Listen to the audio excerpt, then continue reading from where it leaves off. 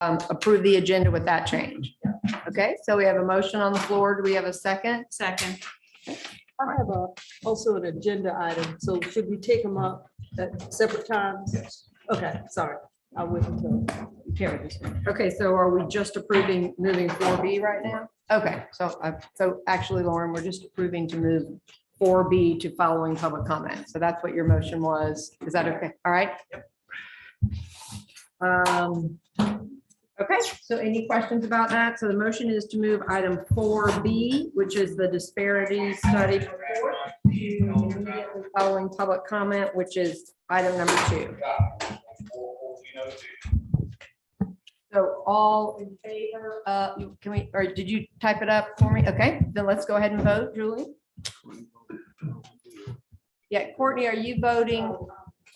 Yes, voice vote. Voice. Aye. Okay, thank you.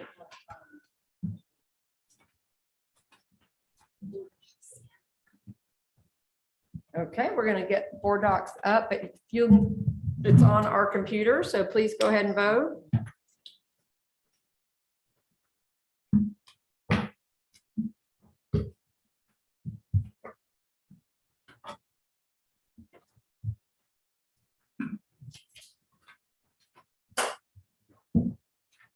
Are we waiting on anybody or just to get it up on the screen? Okay.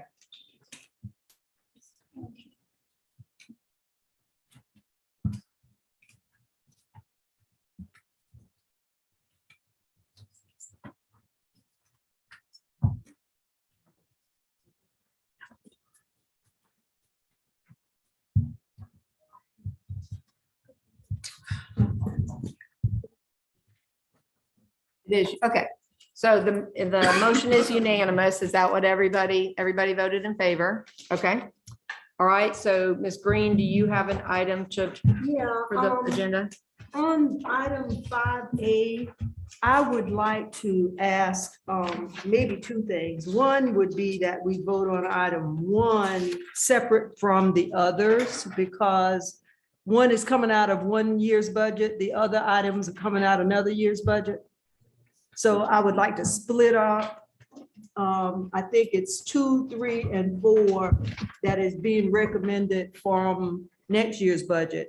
Don't have any issues with school security, but I would like to, make that recommendation. And also considering the fact that we're talking about a budget still to be developed, I would suggest that we make those as recommendations on 2, 3, and 4. So there are 2 items there. I don't know how you want to. Okay, so you want to, so your motion is to, on 5A, to have 1 as a separate item and then 2, 3, and 4 as a separate item to vote on. Right. Okay, So I do don't- we have any questions number about that? I do. Yep. Which I don't see where item 2 is coming out of FY '24. Am I I'm sorry, I may missing? have the numbers wrong. Okay, you're right. It's 3 and 4 coming out. Just whatever the ones that are coming out of next year's, separate that from this year's budget. That was my, and I'm looking at it wrong. You're right, Reverend Matt. Okay, so what you want to do is have items 1 and 2 as one item and items 3 and 4 as a separate item. Correct. Okay, so Okay, yeah, so Dwayne, can we just do that as a vote during the item We can do it that way too. Oh. and be okay. prepared? And because I'll second when that motion is made that way. But Joyce, you said one other thing. You wanted to recommend the allocation instead of approve the allocation. for 3 and 4. That's how I feel. And so I think that's something we talk about when we make that motion at that point as well. Okay, so we'll do that when we get there. Miss Dr. Friend, did you have a question? We're going to address this item. I when we had get the there. same question. So, and I was gonna ask, I'll ask her something. Okay. All right, so do we have a motion from somebody to approve the agenda with that one change? We've already approved the agenda. Oh, we did. Never mind. Sorry, my bad. Haven't had enough caffeine yet today. Okay, next item is public comments. Matt? All right, we have 3 individuals signed up today for public comments. The first person to speak is Gary Butts.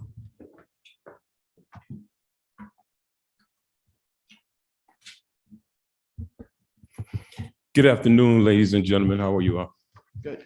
First of all, a little bit about myself, and let me say thank you to the panel for allowing me the opportunity to address the board. About myself, my name is Gary Butt Sr. I'm a resident of Charleston County. I have 2 young children in the Charleston County Public School. One's in elementary school, one's in middle school. I'm here today to confront a parent's worst nightmare about their child in school, and that's in-school shootings. I have, to make a long story real short here, I have created an invention that will no longer allow any more in-school shootings. Yes, believe it, the day is here. I cannot talk about the logistics of the invention at this present time because it's under patent reserve right now. But as soon as I get this patent back, I will be more than obliged to come back and share this patent with you all, because I know we can't keep doing the same things, getting the same results. I'm ready to introduce something new to this board, and I know that you're going to adore it and you will love it. Thank you very much. Thank you. Thank you. Next person up is Pat Klein.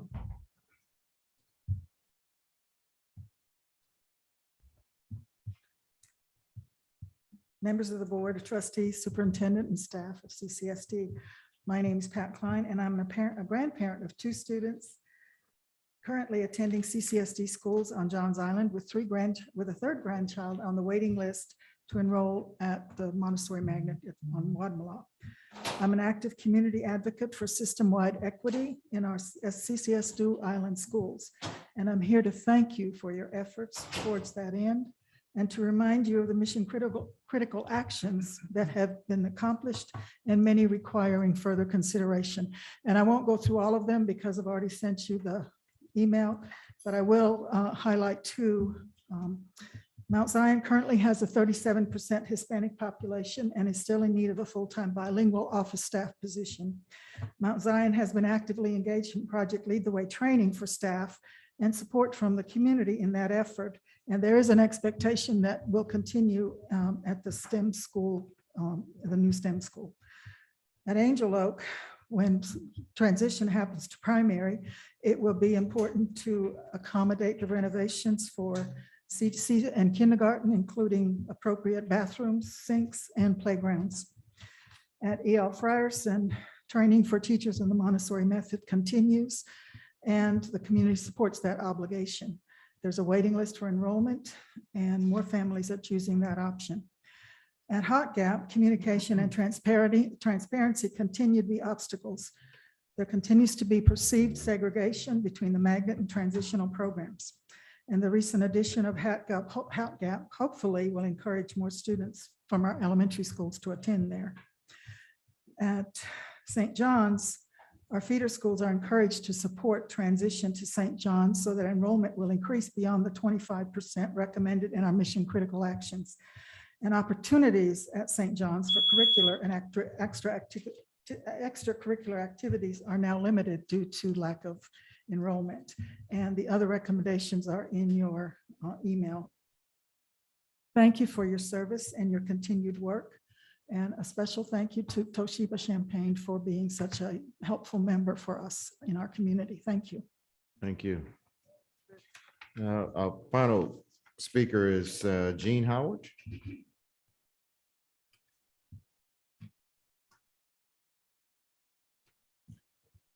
I wish I had this gentleman's voice. He was very vocal. That was good. Good afternoon. As all our political races are heating up and the year is beginning to come to a close, on behalf of Charleston Rise members, I would like to extend our appreciation to the current Board of Trustees. 2022 began with the continuation of COVID. Parents' concerns were voiced, but this board and Charleston Rise's priority was to keep our students safe. Max mandates in schools continued until COVID levels were low. Thank you. With regards to the allocation of ESSER funds, this board elected to listen to the community and stakeholders like Charleston Rise. The funds are targeted to address the needs of low-income students and provide mental health services and support. Thank you.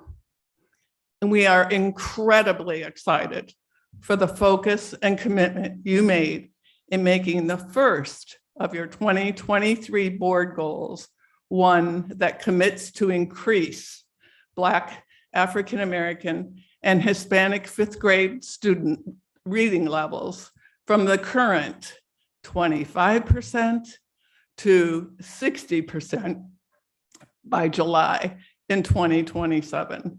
A big thank you. When I joined RISE in 2018, the CCSD board rarely, if at all, discussed disparities between Black and white students who attended our schools. Members and the students of Charleston Rise are very grateful to this board for listening to us at board meetings and community forums as we discussed these disparities and we advocated for change. On behalf of Charleston Rise, we say thank you. Thank you for listening. Thank you. This now concludes our public comments for this day. Thank you very much. Okay, our next item on the agenda is what was originally Ms. 4B. Darby, just one second. I failed to announce that there are one comment online, but they have been sent to each one of us. So they should be inside your email for your viewing for later discussion. So, Okay. thank you. The next item is the disparity study, which was originally item 4B.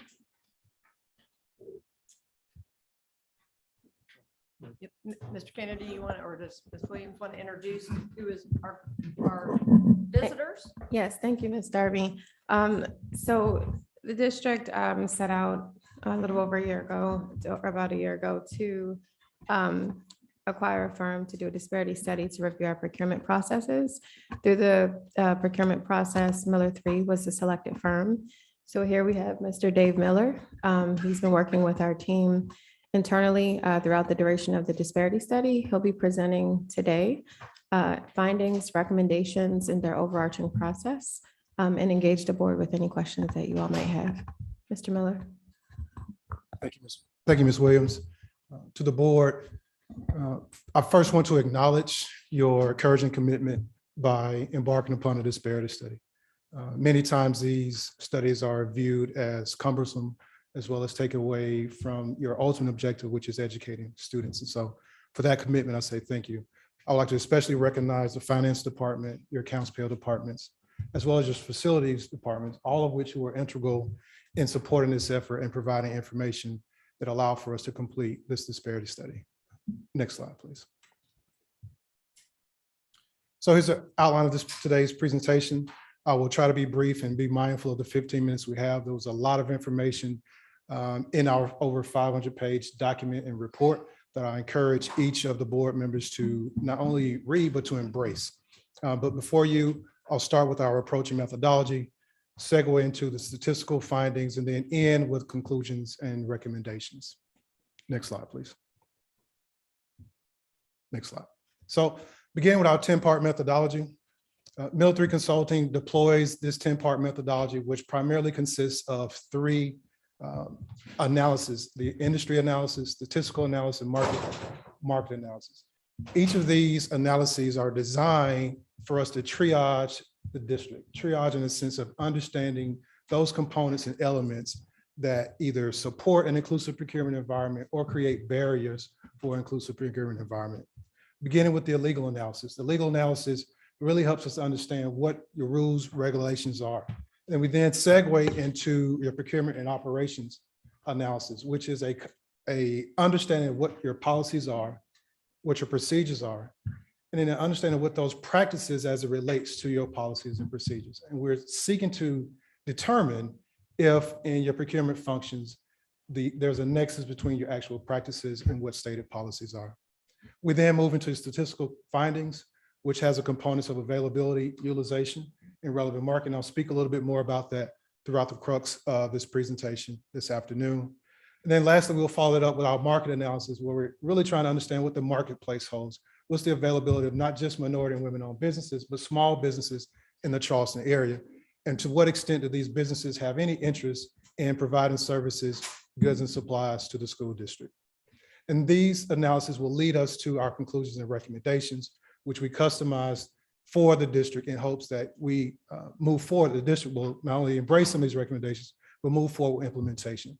For me, as where I sit as CEO of Miller 3 Consulting, the implementation is really where the rubber meets the road. We encourage our clients not to take this very robust study and shelve it. We encourage you to take a look at it and then implement some of the findings and recommendations. Next slide, please. Next slide. So our statistical findings. We begin with determining what your relevant market is. We define the relevant market of Charleston County School District as where the preponderance of your spend resides. That is marked by a threshold of about 70 to 75%. What is interesting here with the school district is many times we find the relevant market for construction as well as architectural engineering services to be a more local, locally defined relevant market.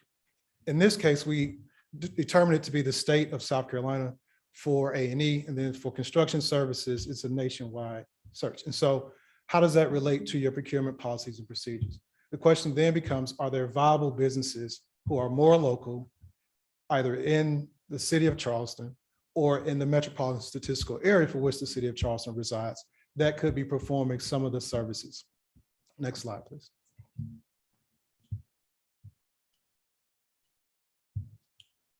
So availability, we begin with what we call RWA.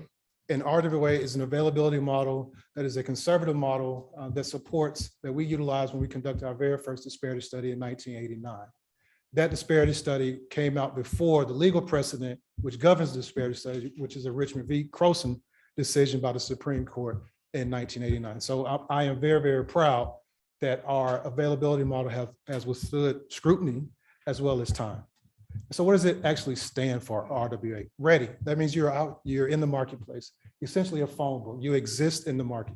Your willingness is another threshold or ladder in that determination where you understand the types of goods and services that Charleston County School District is seeking to procure.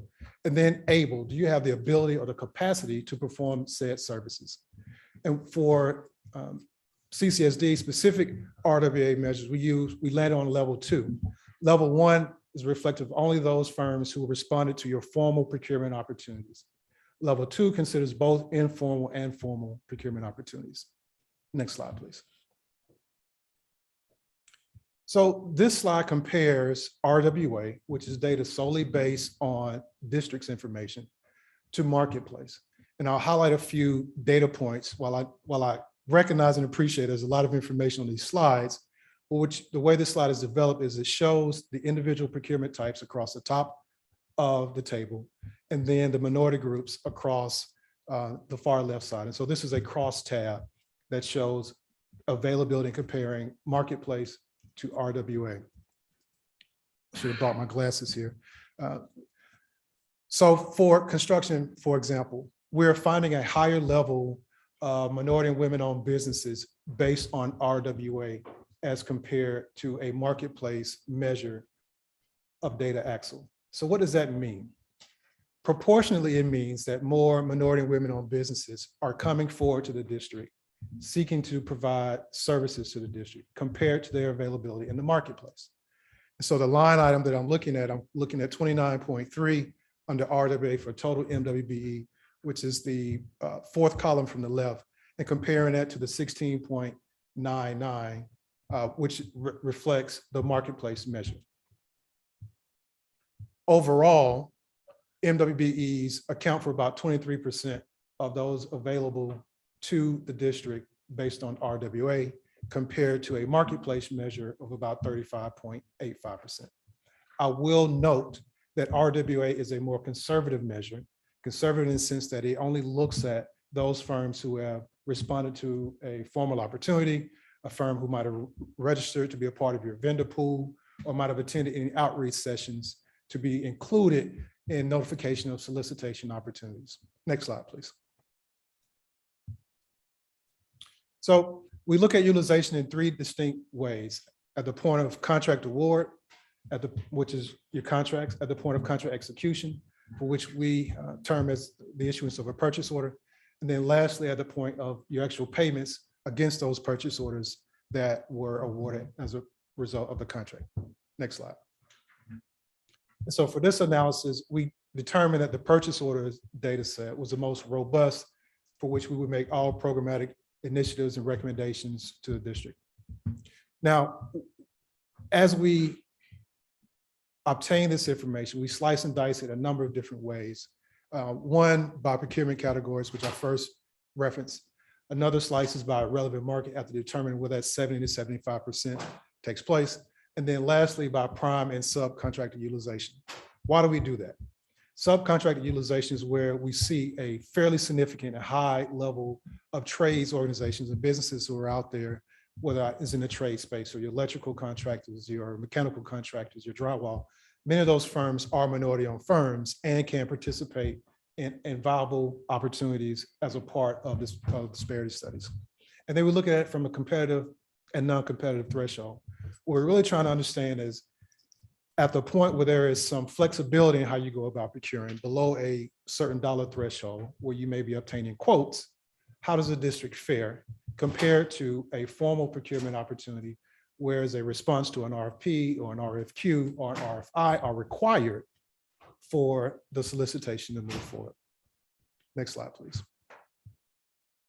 And so this slide, as well as the, I think, next three slides, will show the comparison of utilization to availability. Utilization is presented in blue.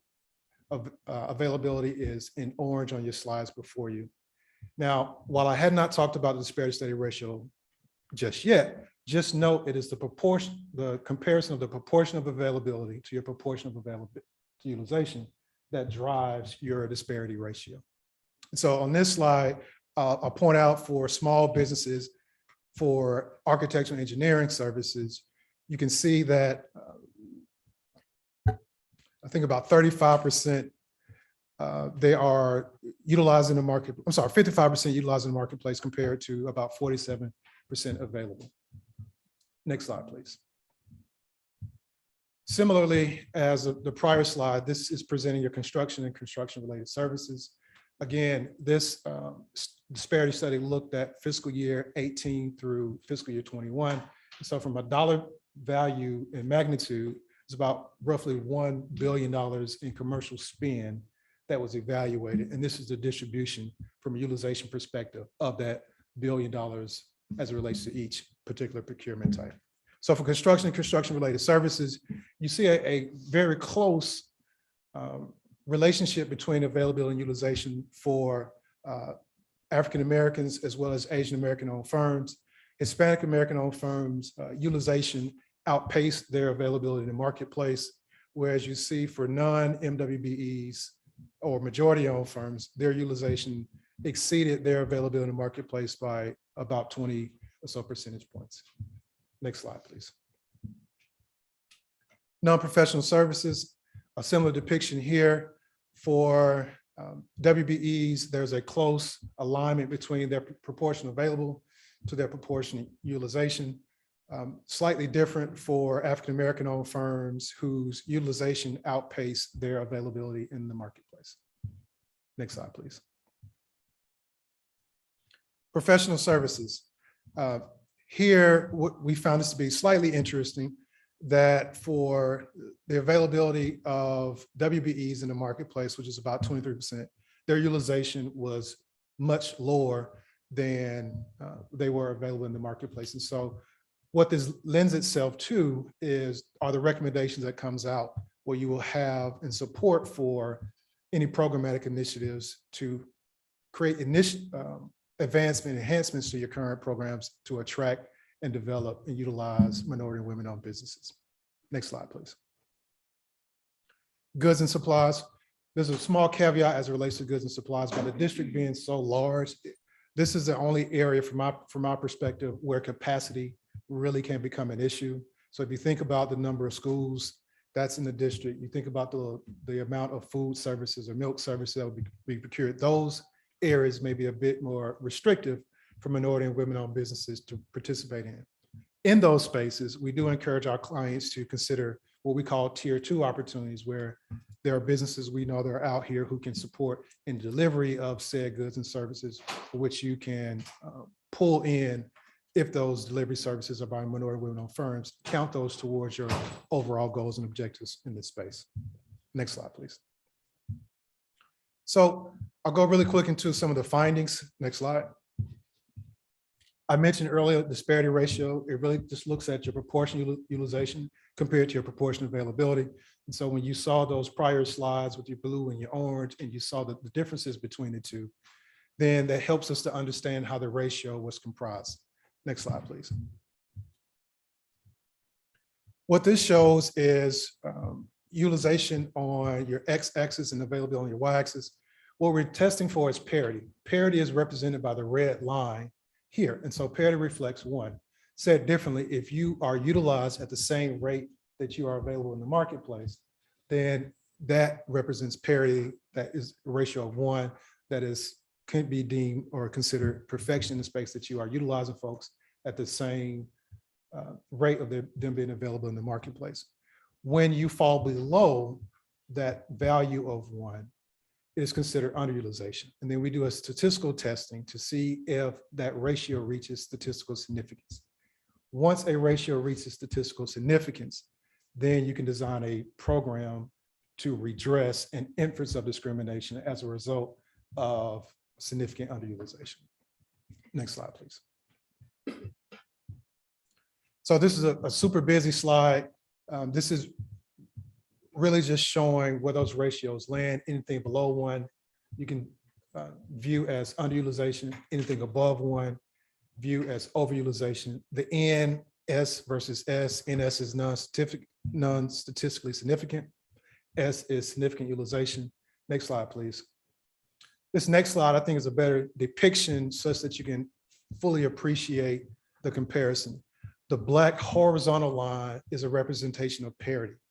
Anything that is above that black line will represent overutilization. And then if it reaches statistical significance, it is depicted in red compared to blue, which depicts non-significant utilization. So for example, each of the procurement types are across the bottom.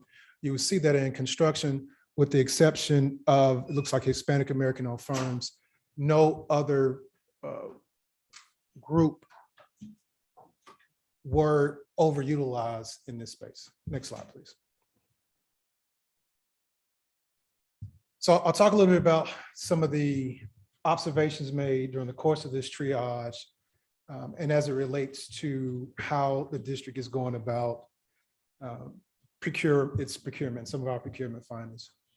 And I will acknowledge here that the district did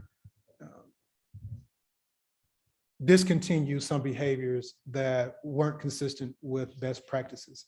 And so, for example, the use of direct negotiations was an area that we brought forth to the district for which they addressed, as well as having some visibility to the board around contracts above a certain dollar threshold to ensure that your goals and objectives as it relates to those are being carried out and followed through. So we wanted to make sure that you had some additional visibility in that space. Some of the other findings we found is that, for example, small purchases are being satisfied by large vendors in state contracts, which is not unique, in that many municipalities and school districts use state or term contracts that are already in place that may show the benefit of leveraging multiple pools of dollars and utilizing those co-ops and those state term contracts. When you utilize program managers, there's a belief that it could develop an incumbent bias. And so we want to be mindful of creating a space that creates that space for an incumbent bias. We want to be mindful that we mitigate against that. And so how do you do that? Part ways you do that is to ensure that you take some deeper dives and select contracts to ensure that there isn't an over concentration. Next slide, please. So I talked a lot about the disparity, availability, and utilization, which are all quantitative components of the disparity study. There's also a qualitative side of the house. Those two sides are required in producing a disparity study and also required in creating a legally defensible disparity study. So as a result of our qualitative components, we conducted 3 focus groups. We conducted 1 public hearing. And we also had 20 one-on-one interviews, as well as we issued a survey for which we had over 200 or just shy of 200 respondents to that survey. And what we try to do in that space is to understand the perceptions and experiences of businesses when they are attempting to do business with the school district. And so some of the themes that you were gleaned from that analysis was presented before you. There's a thought around repeated use of some of the same vendors.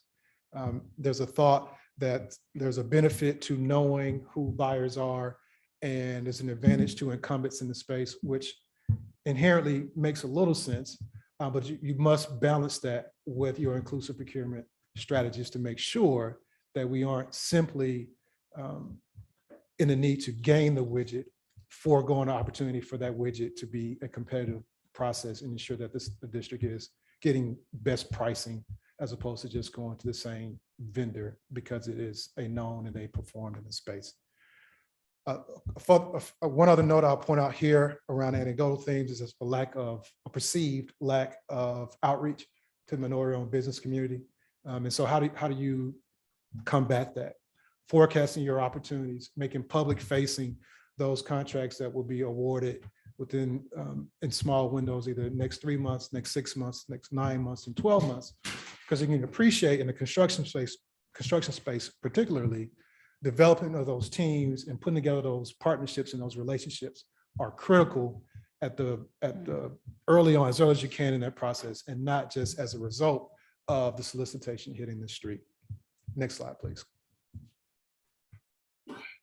Some of the race neutral findings, we interview management and technical assistance providers.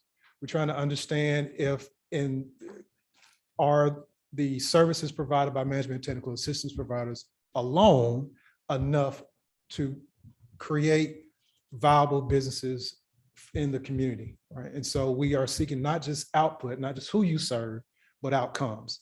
Outcomes in the sense of whether or not your services that you're providing to these businesses lends itself to a contractor opportunity, not just with the school district, but in the marketplace at home. Next slide, please. So last sort of themes, a few other things that we found as a result of the race neutral analysis are some suggested improvements, marketplace promotion that we talked about, sort of forecasting those opportunities. Those things are critical. Making your results of your bid tabulations public facing. So there's a transparency component that we would suggest that the district considers in some of the recommendations here. And then some of the other not so popular things that came out was around certain communities feeling like they're not getting their fair shake in terms of opportunities in the pie. And then other communities who believe that they're overlooked in stereotype. Next slide. So what are my recommendations to the district? Next slide, please. And we call these our mission critical actions. As a result of the quantitative and qualitative analysis, we can draw and glean an inference of discrimination based on our ratios for those areas that are highlighted in blue. Those areas in blue represent where there was statistically significant findings of disparity. And so for your A&E services based on purchase order, the ethnic groups of African Americans, Asian Americans, Hispanic Americans, as well as Native Americans, you can design and create programs to sort of redress the inference of discrimination that was found. One of the more interesting things that came out of this body of work was in the construction space. We did not see any, based on purchase orders, anything that supports an inference of discrimination. So I would like to acknowledge and give the districts kudos in that space.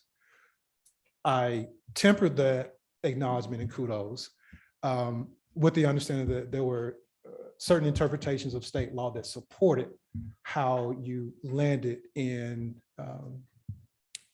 non-discrimination found in that space. And so the overarching takeaway is to be mindful as you move forward in absence of that interpretation and that posture that was taken, to ensure that the effort has made its way into the culture of those with the buy decision, to ensure that MWBEs still have an opportunity to play equitably and fairly in this space. Goods and supplies, I mentioned early on some of the capacity related concerns in that space, and you can see that many of the ethnic groups experience statistically significant disparity in those spaces, which will support any programmatic initiatives that you have. Next slide, please. So some additional overarching recommendations: enhancement to your procurement procedures and practices. And inside of the study, we have some supporting elements and what that looks like. But in essence, what it does, it ensures that we're mitigating against concentration. And many times we find clients who do reach their stated goals and objectives as it relates to participation, do that through a handful of minority firms. And so we want to make sure that we don't concentrate and leverage one or two businesses, because statistics, say this 1,000 times, statistically, with that concentration, those types of firms can be deemed an outlier. And the question becomes, absent those firms, how do you fare? And so we want to increase our inclusive procurement practices. Part of that is forecasting of opportunity. Part of that is also taking a data-driven approach. And so when you have, for example, these 250,000 plus contracts that are coming before you, the question to be asked is, what was the level of bidding in this space? Does it meet a certain threshold? 2 firms compared to 8 firms. What does that mean? 8 firms inherently believe there's more competition, there's more attention. So you hope that there's a lot more robustness for those certain dollar value contracts. You want to make sure that you're having competition in that space. So that's these things in bold I failed to mention are those that we believe are high priority. And so increasing competition, you get to that through taking a more data-driven approach and understanding and doing deeper dives in those who are responding to each and every opportunity. And maybe you just sample a few of them to ensure that it's coming across all procurement types and not just solely focus on construction, but you look at it also from your goods and supplies, your non-professional services, your landscaping services, for example. Are you consistently getting the same vendors who are coming forward when those opportunities are hitting the street? Are there 1 or 2 firms as opposed to 7 or 8? And so to the extent that you are always advertising these opportunities and you bolster and leverage your outreach initiatives and talking to the community and making them aware of your opportunities at the district, then inherently there's a belief that with transparency, you get the reaction and the responses you want from the business community, which will in turn, I believe, impact some of those perceptions and experiences that folks have stated and shared with us as a part of the study. Additional recommendations: promoting MW participation at the prime level. Many times clients relegate minority participation at the subcontractor level. For us, it is a indicator of priority when your minority and women-owned business community have a really good rate at the prime level and not at the subcontractor level. I say that because that is at the prime level, you had a direct relationship with the district, as opposed to at the subcontractor level, you are relegated to the prime, and that prime has either met your goals and objectives as it relates to participation and not the district itself. And so being an active participant in equity is a goal. And you see that when minority women-owned businesses fare at the prime level. Last point I'll make, because these are just, and I know I have 15 minutes, I feel like I'm going beyond that, but It's all important. So don't work. okay. All right. So this is just some of the detail around the enhance. And so I won't go through these again because I touched on them, but identifying the inclusive procurement objectives, we say that you must take a commitment-driven approach, which is reflected by the board and pushing down its goals and initiatives. You take a data-driven approach, which is synonymous with publicizing your information and comparing those who are responding to that. And then you take a relationship building, which is part of your components of your outreach initiatives that will happen. So these are all pillars of an inclusive procurement environment that we would love for the district to consider. Last thing around monitoring contracts for initiative concentration, I talked about the outliers, but I also want to place and share with you that there are bolt-on environments that help you track your compliance. And so there are multiple ways you do it. You develop your own contract compliance unit as a part of your procurement, or you can utilize software platforms that are out there that serve as a surrogate for you building out staff to perform those services. And so those software compliance have a function of making it incumbent upon your prime contractors to input the information in there. And it has its own built-in resolution feature that if a subcontractor is either experiencing late payments or no payments or offboarding as a byproduct of replacement, all those features are inside of some of these software platforms that we would love for the district to consider. Next slide, please. One of the things about increasing the pipeline of MWBEs, and I'll say this particularly because this is a school district, right? We encourage the youth entrepreneurial initiatives. Right? You are already molding minds right now. And so imagine if you have a contractor who matriculated through the district and is providing tangible services back to the district. Imagine what that story looks like and feels like. And so consider that from an educational perspective in your entrepreneurship, because you can create the pipeline that you so desire. That is there. I think the district's demographics is diverse enough to address any lower availability currently that experiencing the business community. Next slide, please. I'll talk about the deeper dive into your bid and RFP selection process. One of the things that we recognize as a part of the admissions considerations currently going on by the Supreme Court is shifting the view of disparity studies from simply just race and racial components to looking at making it a part of your performance and how you operate. I tell many of my clients that your budget is a reflection of your priority. So when you think about your what the current makeup of your procurement staff is, the attention that you're placing towards inclusive procurement strategies and building it out, having a budget that reflects that as a priority will lend itself well for the district as it moves forward. And to that point, performance around individuals. And so having a granular level of detail to the individual buyer, you can then begin to see if particular buyers are getting you the same results and whether or not those same buyers, not as a function of employment, but as a function of training, to ensure that they are looking at things through the lens of inclusive procurement as opposed to just what widget do I need right now. Next slide, please. I mentioned promoting it at the prime level. Forecasting is the third bullet point here.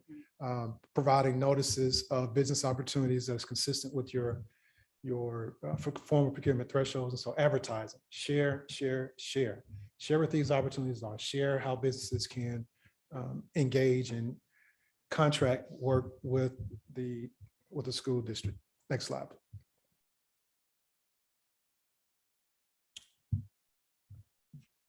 Unbundling of contracts. Many times there's a perception around capacity for construction in particular. And we generally take a position of capacity being elastic. So as opportunities come for me, I have an opportunity to ramp up staff. I have the opportunity to procure additional equipment. And so just the size of an organization alone should not be a determinant in their ability to provide goods and services to the district. And then we encourage folks to create mentor protege programs where you encourage joint ventures to help build up that pipeline, to help build up smaller businesses who might have sought and been coming forward and possibly not been as successful. And so those JV opportunities are a way so they can get tangible experience on district opportunities and district projects. Next slide, please. I think the takeaway on this slide is to, when you're considering where opportunities lie, just know that each phase of these 7 that are listed here, there are opportunities of businesses that exist who can fare in that space. And so it's not just simply as a result of breaking ground of bricks and mortar, but there are firms who are out here to help in the planning process, the financing of it. There are minority businesses that help in the financing space. And so each of these areas become an opportunity area to include minority businesses in these 7. Next slide, please. I mentioned joint ventures, mentor, protege, observations, develop partnerships with management technical assistance providers. There are businesses and nonprofits out here that are currently helping firms develop their business plan. Create those relationships such that it becomes an easy segue and bridge from the services that they are offering to the known opportunities for which the district will be putting forward. All these things create an environment that is ripe for competition, that is ripe for inclusivity, and it allows for the business community to embrace and react to these opportunities as opposed to being made aware sort of last minute, and they don't have an opportunity to well position themselves to be successful. Next slide, please. And so the takeaways back at the very, very high level, again, these items that are in bold are ones we would encourage the district to consider and move forward on. The systems integration ecosystem, what we found as a result of conducting this disparity study, there's some data gaps. And as we begin to close those gaps, the more information you have at your hand, the more you can take a more robust assessment of current conditions as you are developing this inclusive procurement environment. And so with that, I know it's a mouthful, there's a lot of information. There's 500 or so pages that I was sort of asked to condense into 20 minutes here. But just note that we enjoy working with the district. We enjoyed some of the findings that came out of this, and we are encouraged about how the district has performed during fiscal years 18 through 21. It is our hope that we continue and treat any board-related goals as the ceiling, as the floor, and not the ceiling. Right? That is critical. Many times in many organizations, you view your goals as your ceiling, and we encourage folks to look at it slightly different by being the floor. So with that, I'll entertain any questions that the board may have. All right, any questions? Dr. Frazier? First, I'd like to make a comment, just thank you for Yes. the study. I mean, this has been one of the issues that we've been dealing with in the district for quite a while. It's extensive, and I don't know how we were supposed to digest this in 15 minutes. But again, thank you. My question to you is, how do we build in an oversight to make sure that we're not getting involved in using friendships and sometimes, what do you call those, kickbacks, like some firms engage in to make sure that a contract is awarded to someone that I know or someone that my friends know. Is there some kind of opportunity here or built into what you're recommending to make sure that that does not happen? And then my second statement is, I see you as coming back because I don't know whether they told you that this board is not going to look like this as of tomorrow. And I see this as so very important, and that at some point in time, you're going to have to come back and address the new board. Hopefully I'll be able to hear this presentation again. But anyway, thank you again. Thank you. To your first point around, I think the term you used was kickbacks. One of the things that we put forth is to view those large dollar value contracts. And I think now those are being viewed by your audit and finance committee meeting, right? And so the district has taken steps. But to ensure that it doesn't happen, to the extent that you can, a review of who is actually responding to your opportunities and being conscious of that on a continual basis is a requirement. So always taking a data-driven approach, looking at, for similarly situated projects, whom the bidding pool was. And there's an extent where, or at least in this case, where you utilize a CM, right? Then in effect, you're relegating your advertising, and you're taking what the CM puts forth as those who can provide the individual trades. And so there's a layer in between the visibility I'm hearing you want, and it's being pushed off to a service provider in that space. So it's just an opportunity. One, you have the visibility now above 200,000. Two, to the extent that you empower your procurement staff and procurement team to do more hard bids and take away the CM relationship. That's an opportunity area. You have to sort of decide whether or not that is feasible for you. And then lastly, yes, we were made aware there'll be some significant changes to the makeup of this board. And we stand ready to assist this board or the next board with any recommendations that you want to move forward with as a result of this study. Thank you. We hope Dr. Fraser, we've heard that. Ms. Coates. So, sometimes it's the simplest statement that's just the most profound. And what struck me was you talked about when the bids hit the street, so many people are ready for that and some people haven't had time to scale up. That's absolute brilliance. Where in page 38 of this report, or better known to you as the key takeaways, if we wanted to encourage the district to adopt some sort of forward-leaning upcoming RFPs or a publication of end dates of contracts, where inside those bullet points would you suggest that be? So your forecasting of your opportunities would not be as a part of study. So our study takes a look backwards. It is. But one of your recommendations was to forecast upcoming availabilities. Where inside these bullet points that you said, if someone could go back to page 38, I want to make sure that piece was very important and doesn't get skipped over in some of the language of these takeaways. Where would you suggest that be in that bullet points? Increasing pipeline, but Pipeline. it's really an overall enhancement to your procurement system, right? Thank So you. it's at that top line. for Thank us. you. All right, Ms. Green. Mr. Miller, we see each other again, and nice to Yes. meet you in person finally. And it's wonderful to see you. First of all, thanks for the work. You've been here for a little while, working with the staff, and I just wanted, I'm sure from the perspective of Ms. Williams and staff, the plan is that you will be reviewing the recommendations, working with Mr. Williams, and at some point will provide to the board a plan going forward for how you will implement those recommendations. Is that not correct? You're correct, Ms. Green. The initial next steps are for us to actually review the findings and recommendation and assess what's digestible for the district, and then come back at the administrative level, of course, a cabinet review, then a board review of what we're proposing. As Mr. Miller said, we've already taken initiative for 2 of the very large findings that we had to remediate, the 250,000 list and then the direct negotiations. So you are correct, ma'am. Those are our next steps. Thank you. Any other questions?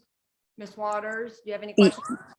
Yes, just wondering if, I heard you say, and let me know if I'm misstating, that the availability of firms is based on firms that had actually applied before or completed an RFP or registered with the district.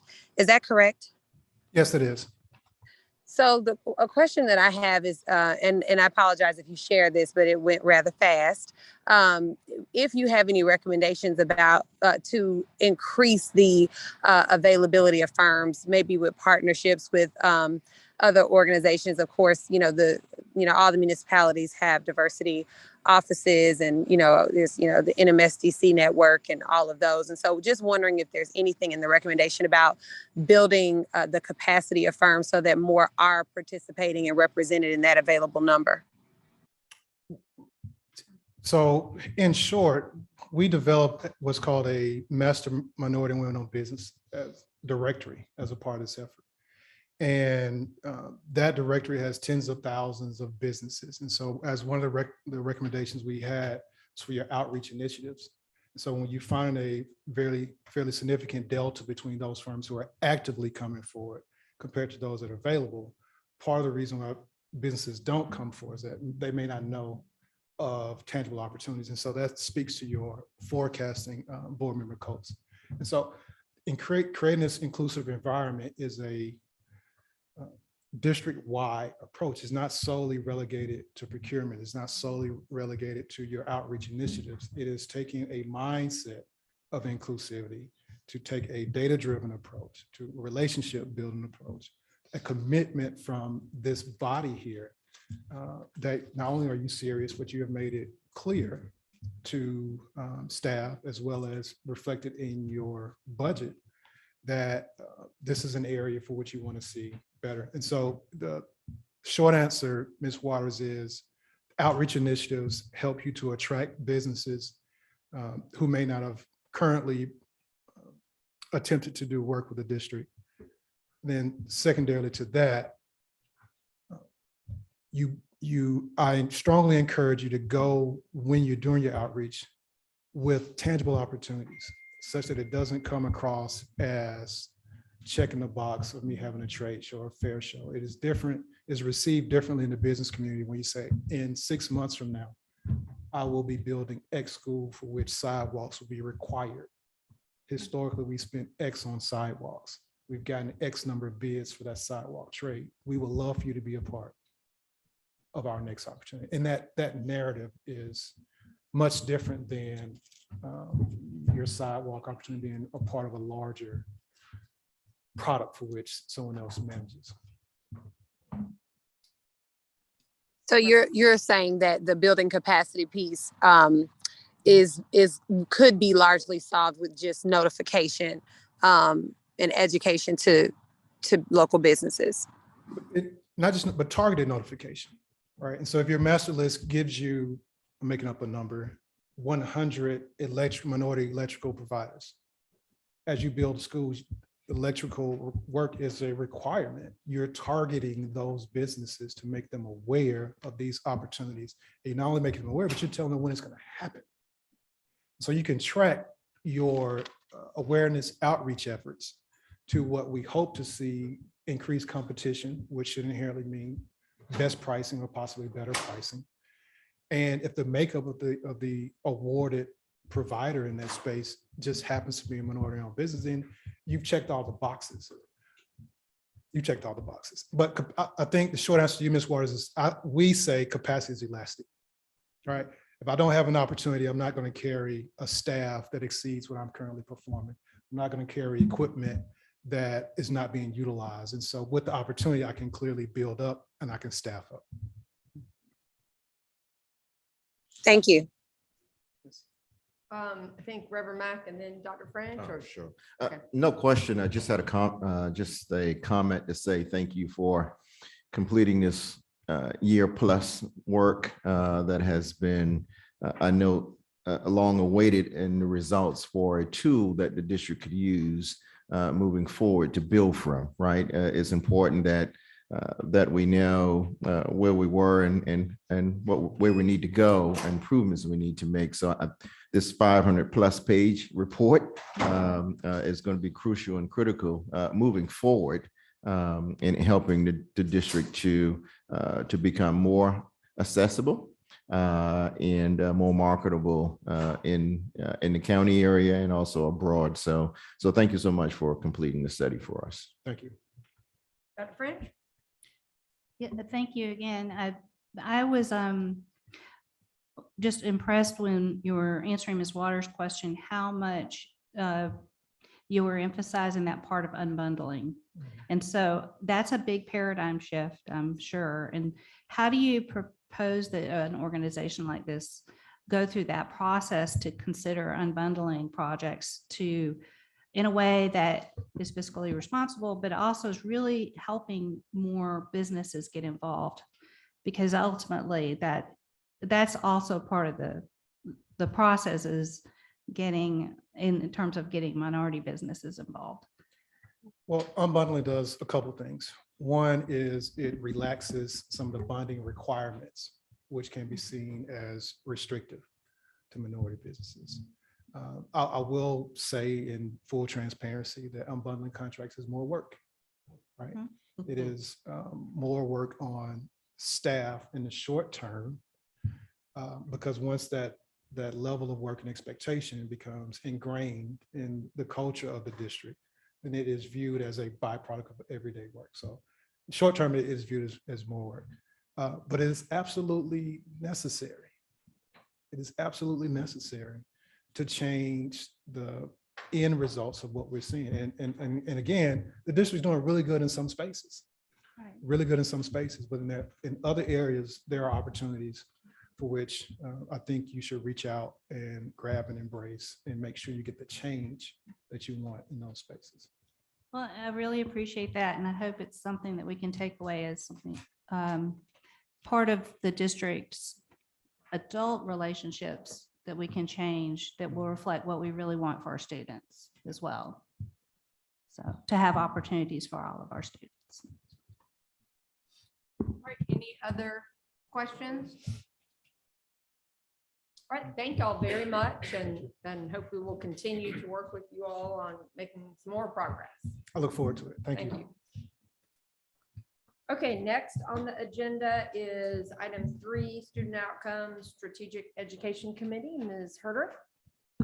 Thank you, Ms. Darby. First up, item 3A, the fall CT textbook selection courses.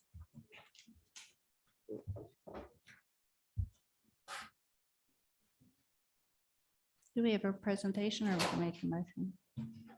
I don't know. I think we. Good afternoon. The recommendation came forward from speaking with CTE teachers and other instructional specialists throughout Charleston County. What you see in front of you is the recommendation for the CTE textbooks going forward. Any questions from the board?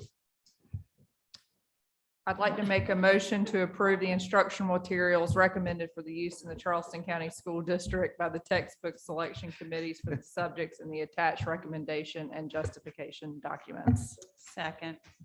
Yes, second. All right, a motion from Ms. Thank Herderick you. and a second from Ms. Coates. Any questions? Yes, I have a question. Okay. My question is, while I was just talking to some parents, they wanted to know why we just don't have parents involved in the textbook selection process. Is that a question that you could answer tonight, or is there someone else who could answer that for us? Because I know that some parents are listening. If you want to take down their information, I can certainly respond to that. What we do is provide those textbooks available for public review, and that they can review those either in person or online. They can go through the State Department. In many situations and circumstances, it's the only book that is provided by the state for use to address the standards and the curriculum in specific CTE programs and courses. But parents can certainly provide review and feedback. So, but if there was a situation, a specific situation, please provide them with that information. I'll address it. They're listening. All right. Thank you. Yes, ma'am. Okay, any other questions? I'd like to make a motion. Oh, Lauren Already already did. did. Oh, she already made it. Yep. Oh, you're right. I'm Lauren sorry. made it and Vince seconded. All right, if everybody's ready, we can go ahead and vote. Aye. Thank you.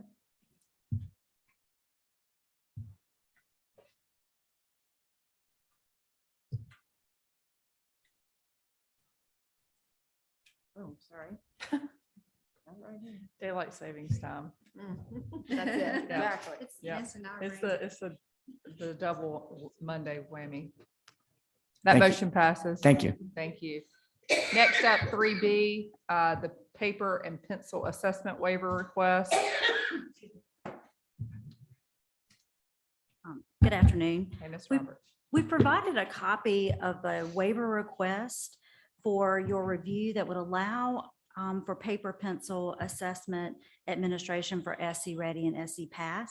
The waiver will allow some of our schools that might experience some type of connectivity issues due to a high volume of testing or due to possible Chromebook change out that would not support all testing applications. Upon your approval, we'll submit this to the SCDE in order to ensure that all of our students have an environment that is conducive to testing. Thank you. Dr. French? I'm just remembering the last time that this was brought to us, and I'm wondering if we have made improvements to reduce the need for this in schools that have had problems like this in the past. We typically have about 13 13 or so schools that end up utilizing the waiver for various reasons. This year, we have a little bit more of an obstacle. I think we probably would have made more progress. Unfortunately, with the Chromebook, the type of Chromebook that we're utilizing, we're having to do a change out. So this is sort of a backup plan in case all of that doesn't occur. We just want to make sure that everything is in place, that we don't have any hiccups. Any other questions? I'd like to make a motion to approve submission of waiver to the South Carolina Department of Education to allow for paper pencil assessment administration. Second. So we have a motion from Ms. Hardwick and a second from Ms. Coates. Anybody else have any other questions? Please vote. Aye. Thank you.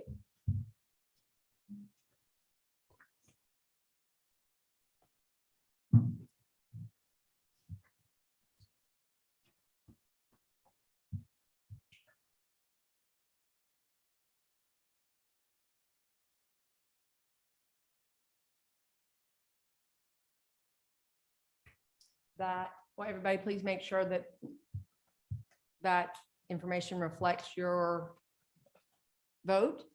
It does. That motion passes. Last step 3C and our board goals and guardrails. Mr. Kennedy.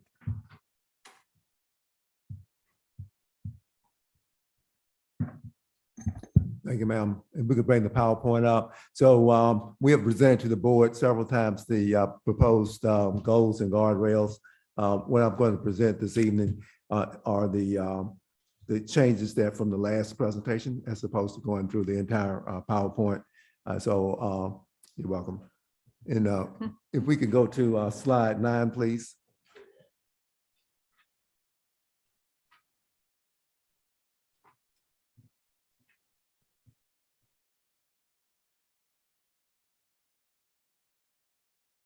So it may be difficult to see the color here. What's actually captured in the PowerPoint is any change in the document from the last board meeting is reflected in blue font.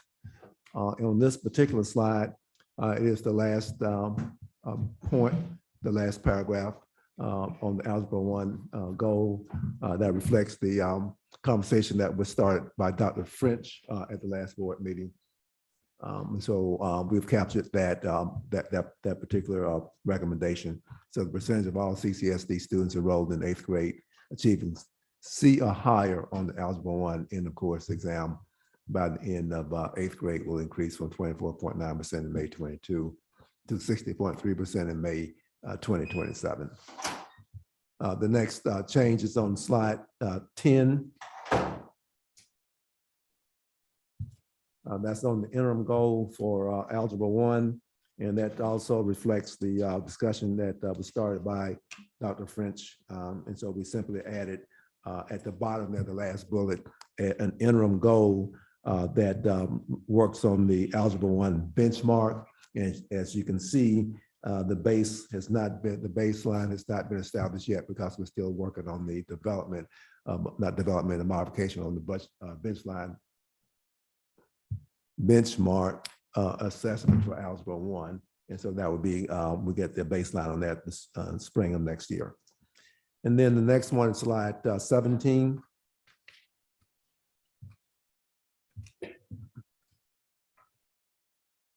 On slide 17, this is guardrail 4 treatment and expectation of students. And so we added 2 interim guardrails based on conversations at the last board meeting around making sure that we address some of the equity issues in the district with our minority students. So the last 2 items here, number 1, the disproportionality rate of African-American students aged 3 through 21 identified as students with an emotional disability will decrease from 6.57 in May 2027 to 3.9 in May 2025. So this is a recognition that we do over-identify minority students for this particular category. And so the work is to make sure that we eliminate that disparity. And then the second one, the second additional one is the percentage of out-of-school suspension for administrative discipline actions for African-American students will decrease from 23.4% in May 2022 to 16.4% by May 2025. So the intent here is to start moving towards the district average, which is 10%. So by May 2025, be at 16.5%, and then we'll move into 2027 and move further towards the district average. So hopefully that addresses the equity issue that was raised at the last board meeting. And then the last one is on slide 18. This is guardrail 5. Climate, the superintendent shall not allow negative or unsupported staff culture. And so the question here at the board meeting was the district in their interim, in our interim guardrails, where we're paying enough attention to our teacher groups. And so we've added an interim guardrail at the bottom here, the number of times the superintendent and his or her designee will engage with local teacher advocacy groups, which, by the way, there are several, for face-to-face conversations regarding staff culture will increase from 0 times a year in May 2022 to 4 times per year in May 2025. So that concludes the changes based on last board meeting. What questions do you have? Dr. French. Thanks. I'll go in backwards order. So the guardrail 5, I'm curious how you have a baseline for non-teaching school-based staff, since you informed us in our work session that you haven't been doing that survey on all of the staff.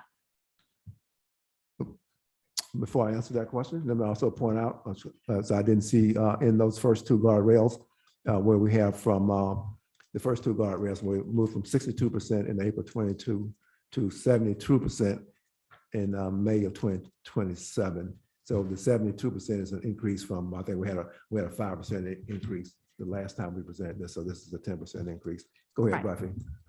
Yes, I noticed that. Okay. So Buffy's going to, Ms. Roberts is going to come up.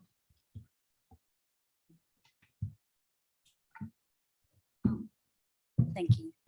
We do have a baseline. We have been surveying our staff, Okay. utilizing the panorama survey.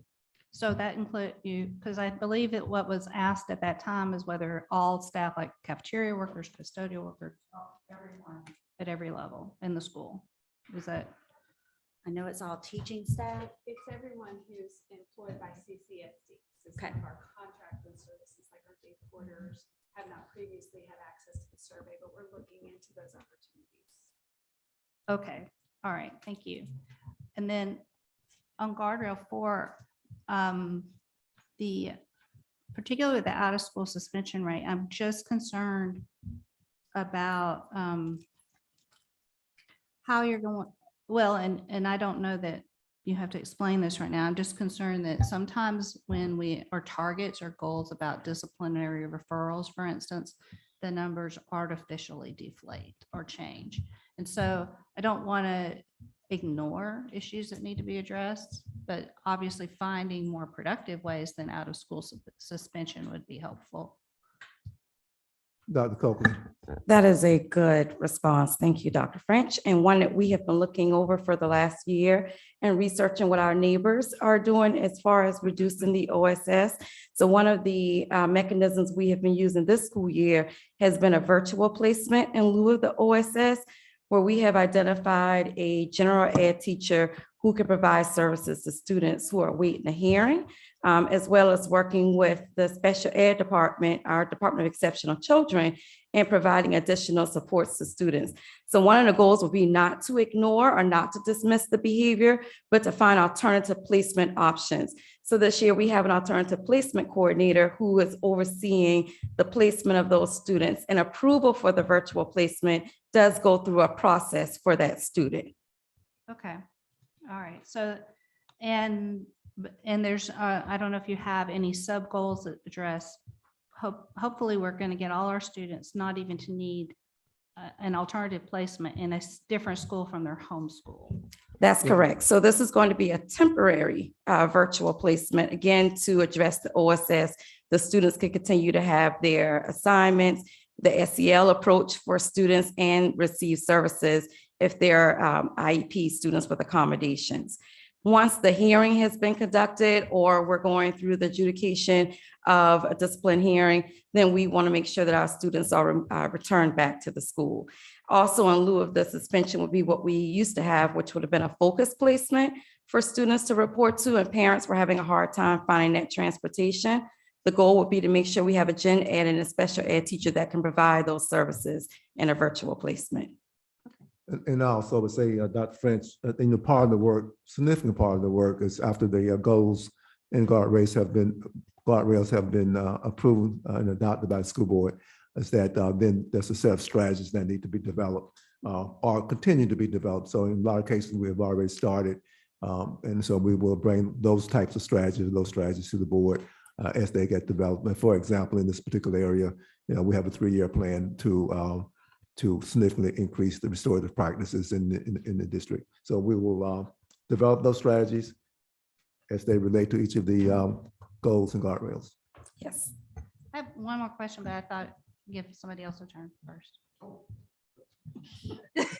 Are you? Ms. Darby, my hand is up. Are we going? I was going to go to the algebra. Can you just go ahead? Oh, sure.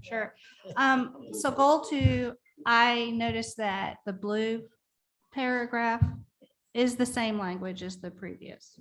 So I think part of the discussion last time was, does this convey clearly enough that the denominator for this percentage is all of the 8th grade students, not just those taken? When I reviewed the PowerPoint this afternoon, what I discovered is that in the first section here, we made the changes that were suggested, and we just simply copied the entire change into the second section here. Right. So both of these represent the changes that we discussed and made an adoption of. I just want to make sure the language is clear enough that the change, that a future board, future superintendent wouldn't misinterpret the intent, because, as you know, our 8th graders who are taking algebra are all doing really well. So if we only look at them for the goal and for that third benchmark you made on the next page, they're already at like 88% making a C or higher. And so we just want to make sure that we're including in this that an increase in access as well as, or increase in readiness as well as performance. So yes, ma'am. So good point. Future leaders here, ensuring that they understand that we are trying to include all students in the denominator to make sure we talk about the access. So we have this well documented, and then we have staff that presumably will be available to engage with the future board and future superintendent on that. Thank you. Any other questions? Yeah. Ms. Waters. Ms. Waters. Well, whoever can go first, but if y'all could just pay attention to the hand raised emoji as you're asking for questions, it'd be great. Oh, okay. Sorry about that. It's hard to see. Ms. Green. I just wonder if this is the last rendition of the goals, and this has been on the agenda now. So is this the final? Yes. Okay. Yes. All right. Thank you. We needed to make some tweaks, and they went back and did a lot of work on making sure that we were hearing voices from a variety of different entities, particularly for the climate. And so, yes. Thank you. Ms. Waters. Yeah, thank you so much, Ms. Herderick. Two things. One, I just want to name that for guardrail 5, I still think that a 10% increase in climate over 5 years is just remarkably low, a low bar to set.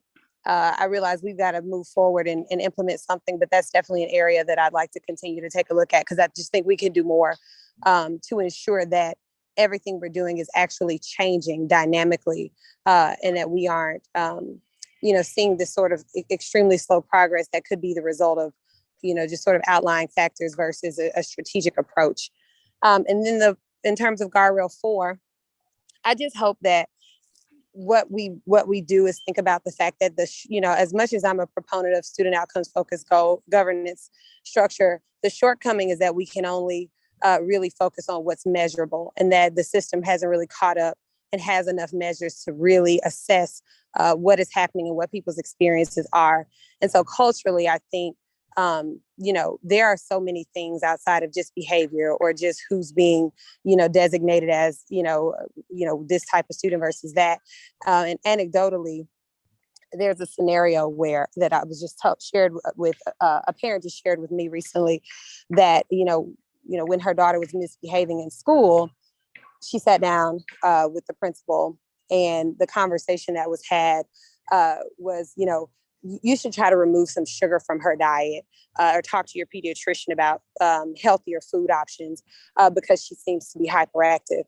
And that, that's very jarring to me, right? Because I think that signifies cultural incompetence and is insulting, right? As a parent that someone would assume that one, she wouldn't know how to feed her child. And that two, that the initial thought was there must be something wrong with the child, and not that perhaps the system needs to be better structured or situated to support that student. And so I think equity and just how we deal with people and what people's experiences are goes way deeper than what's measurable today. And so I just hope that we'll continue to think about how we make it a culture of equity and not just focus on hitting those goals, because it leaves so much on the table. You're exactly right. Thank you so much.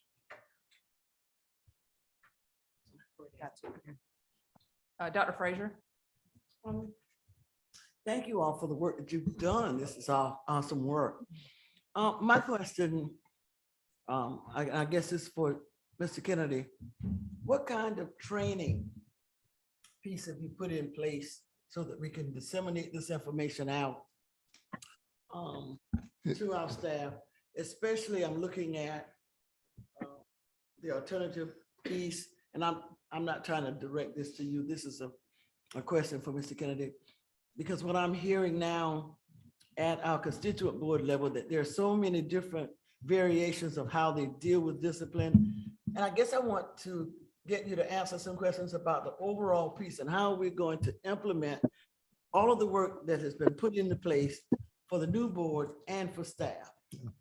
So thank you, Dr. Frazier. So the work itself of developing the goals, the guardrails, at the district, at the board level, and then for the superintendent and my staff around the interim goals and guardrails is only one part of this work of the Council of Great City Schools framework. I would. Cindy actually wants to make a comment if you're willing. Speaking of the Council of Great City Schools, Cindy. Thanks for being on today, Cindy. Hey, no problem. This is exciting. Right. First to that, to Dr. Frazier's question, we will still be available to do onboarding and new board training and to support the staff as they continue through building out the monitoring reports, monitoring calendar, all of the work that continues through the implementation of the student outcomes focused governance framework, and getting the board and staff ready to actually be able to monitor these goals and guardrails. So we will continue to support that work as needed. The other comment I wanted to make as I was hearing discussion, especially around interim guardrails, is just to remind everyone that those interim guardrails, I encourage people to not think about those as goals. They are written as in SMART format. However, those are measures of the system. So when you're talking about those disproportionality in out of school suspension or identifying students with behavioral needs, or I can't remember the exact interim guardrail. What the real work is to cascade that into systems, not to and to build the systems that no longer allow for that. So some of that anecdotal, those anecdotal examples in the building of those systems and the implementation of the systems, that theoretically should shore up that, so that that type of thing isn't common. Dr. French, to your comment as well, that the numbers go down falsely, same thing. It wouldn't be presented to the building levels as a goal, but it would be an internal measure to ensure that the systems being put in place are working. Does that make sense? Yeah. Thank you. Thank Cindy. you. Yeah, thank you. Kennedy, thank you. You're quite welcome. There's no other questions. I'd like to make a motion to approve the goals and the guardrails in final format today. Second. Thank you. Thank you for your. Thank you, guys, the team, Mr. Kennedy and his team, Mr. Roberts, Ms. Simmons, the whole team. Thank you, guys. All right, so there's a motion from Ms. Herderick and a second from Dr. French, and echo this tremendous work that y'all did. Yes. Any other questions? Nope. Except from Dr. French. No, I'm just kidding. Yeah, I could think of I'm something sure if you you can. want. Okay, let's vote. Let's vote.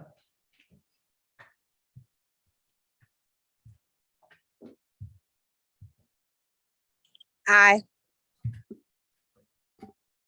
Thank you.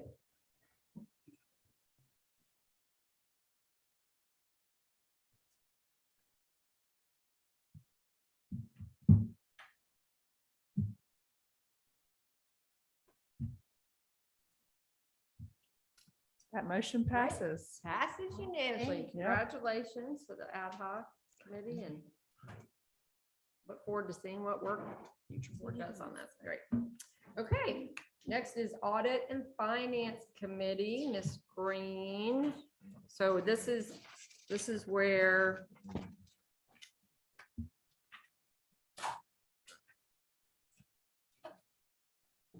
is this where you wanted to break stuff up? No, or this is Okay, just the sorry, my bad. information. No, Okay. this is primarily, unless Ms. Williams has something, this is just Got what it. will be presented to the board at the next meeting. 2 action items and several information items. Okay. It's in here, so Eric's looking at it.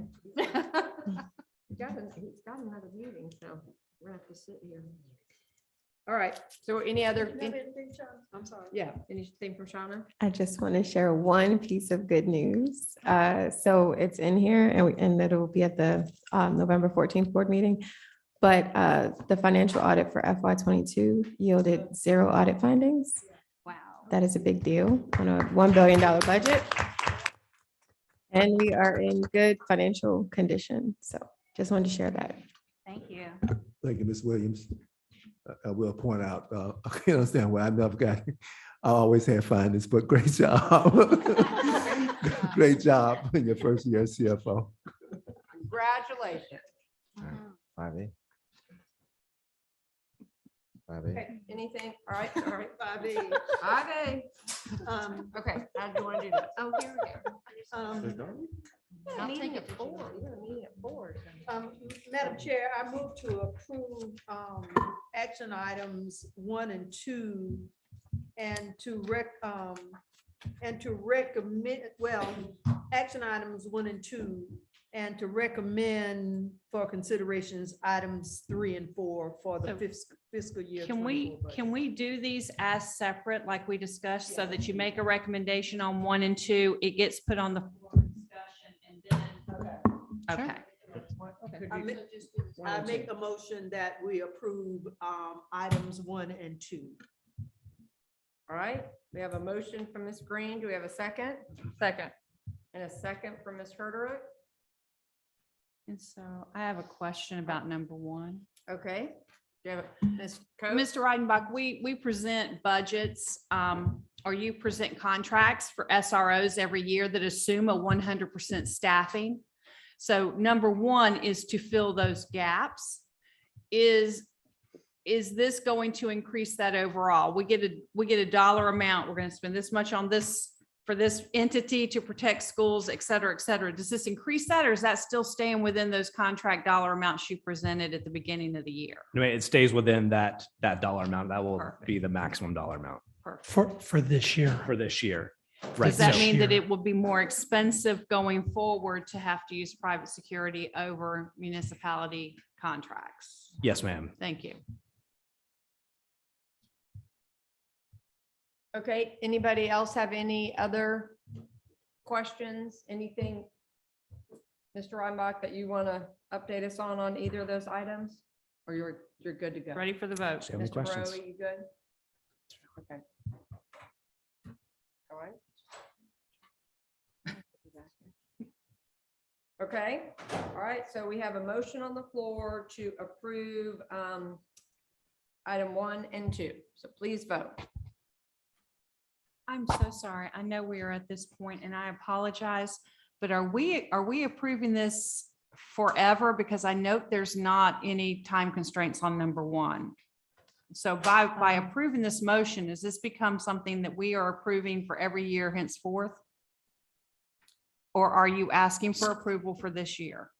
So the expectation would be that in the preparation for next year's budget, we would come in with an increase in general operating fund requirement for that, like we would with any other So increase. much to Mrs.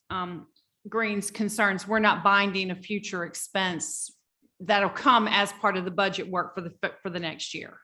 Correct. Thank you. Sorry. You provided that incremental cost or the estimate in the previous report, right? Yes, ma'am. Yeah. Just want to make sure we're not Okay, binding. so we've got a motion on the floor to approve 1 and 2. Oh, we've already voting. I think. Okay, I want to make sure Yeah. everybody's voted.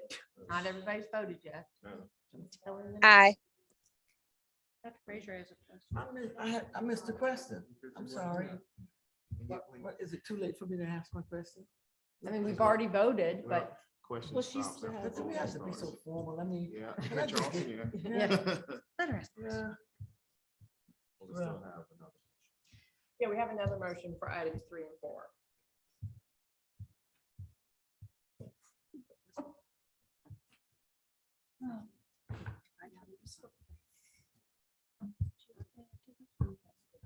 Oh, Well, I think we have. We haven't gotten- had the results yet. I don't mind doing it.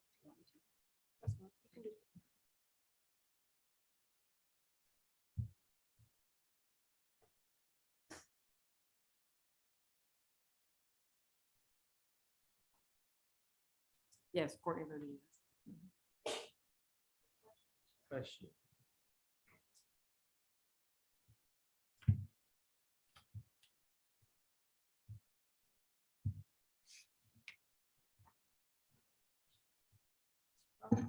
I'm not sure. Nope, it's not.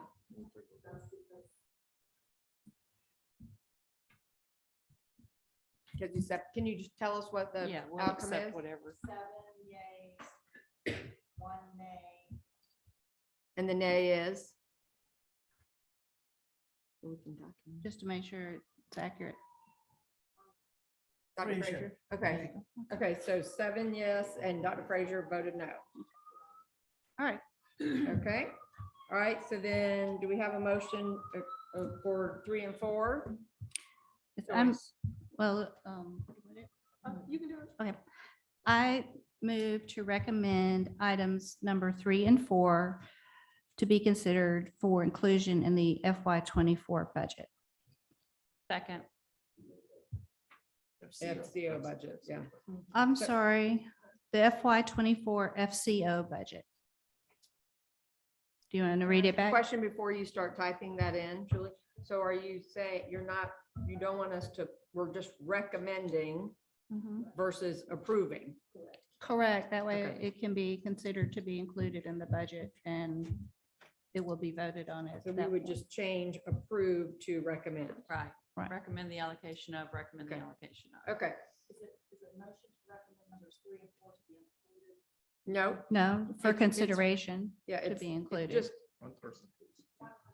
Say it, So- Kristen. Move to recommend items 3 and 4 to be considered for inclusion in the FY '24 FCO budget. So, Dwayne, just wording, the intent is that we recommend the allocation of. But if we're recommending 3 and 4, as she states, without changing the wording of 3 and 4, what are we clear? Because the number 3 says approve the allocation of. If she recommends that we do number 3, she's recommending that we approve the allocation of. Should we not just change the wording of each? So may I make a friendly amendment, Dr. French? I thought that's what I said because I said they would be considered for inclusion, Right. but I don't, I understand what you're saying too. Clarity, that's the best way to go. So can Cindy say what her? Sure, friendly tell me amendment your would be? friendly amendment. So what you're saying is right, but instead say it as I recommend the allocation of 800,000 in the fiscal 24 FCO budget for the installation of storeroom function locks. And then I recommend the allocation of 600,000. Instead of saying recommending them by number, make the sentence say recommend. Okay. Is that a good, easy copy and paste for you, Julie? All right. We'll give you- Okay. Okay, so we're just changing. Do you want me to approve restate the recommend. motion? I think we've got it.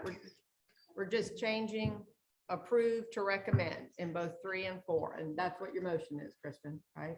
Correct. Does this impact anything not approving it? In the immediate term, no, ma'am. Well, it wouldn't matter anyways, because I mean, we're Has to talking be about in the budget. a budget for next year. I was just asking. Yeah. Okay, yeah. So Yes. Dr. Frazier Yes. Dr. French made the motion. Who seconded? I'm not sure. Did somebody second? I will. Okay, so I thought Cindy had. she made it, she just made did a a friendly friendly amendment. I seconded. Yep. Dr. French and Joyce. Did Mr. Burrow want to say something? Does staff want to comment on any? I was just going to further elaborate on what Michael just said, is that we would bring it forward in the February budget run for the fixed cost of ownership 24. So we would come forward in February with this same recommendation that would be voted on by the new board Great. That sounds. with the rest of the perfect. fixed cost of ownership in February. That sounds perfect. And it would go into effectively, it would go into the budget in the summer. Right. Okay, Or So may I ask a question? Ms. Coates? So just overarching, because we do have a lot of things we need to focus our resources to in order to achieve the goals. What is the source of funds for FCO? Does it ever come to us unencumbered, or is all of our FCO's funds come to us encumbered? Does that make sense? Like, you don't take anything out of general or unencumbered funds and put them into FCOs. They either come out of your 1-cent sales tax or an otherwise encumbered revenue source. You understand what I'm asking? I do, you're correct. Okay, just wanted to make sure of that. That's helpful. Okay, y'all ready to vote? Yes, ma'am. Okay.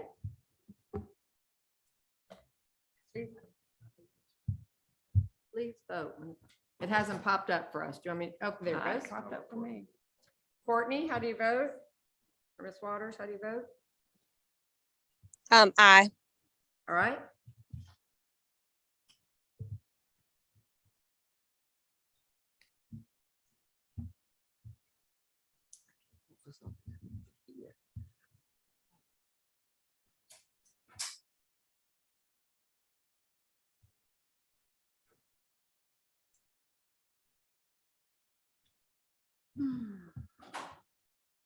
Berkeley Land.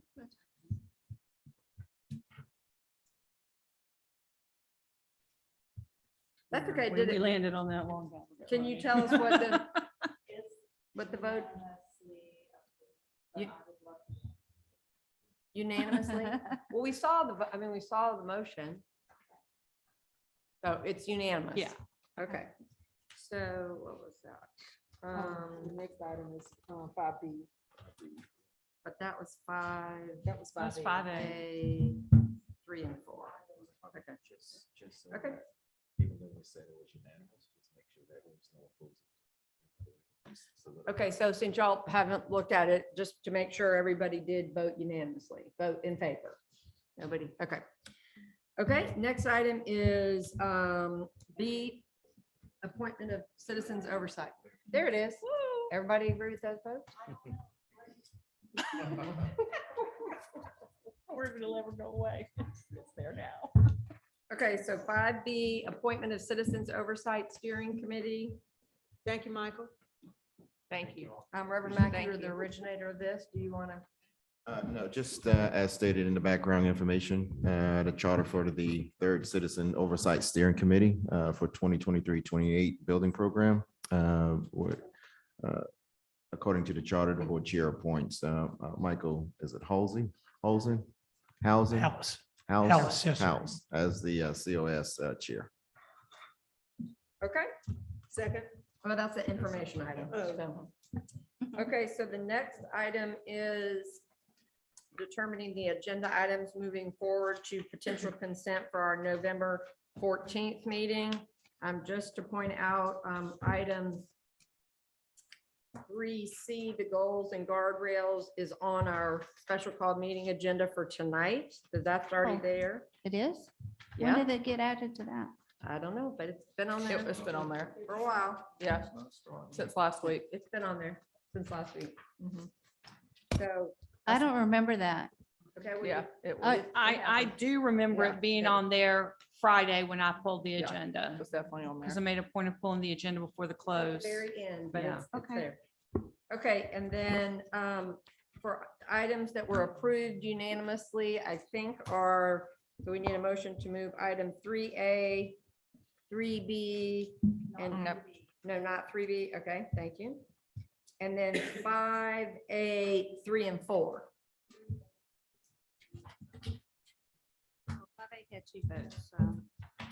Okay, 3, all right, hold on, one person talk at a time.